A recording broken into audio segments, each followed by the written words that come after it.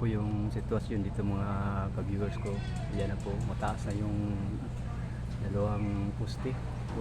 Prepared na sila for buhos.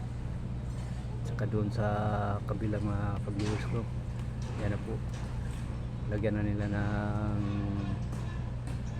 support bar. Yan o, baka bukas buksan na naman yan.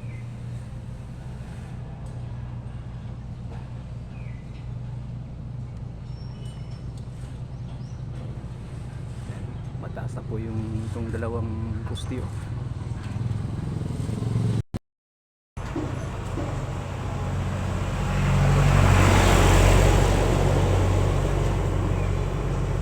Doon sa kabila nawala nila yung waste doon.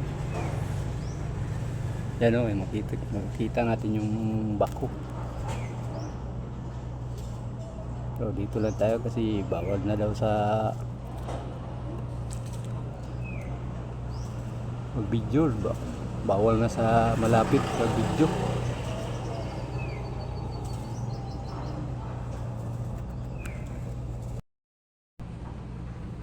Okay, punta tayo dun sa kabilang area sa may dagat.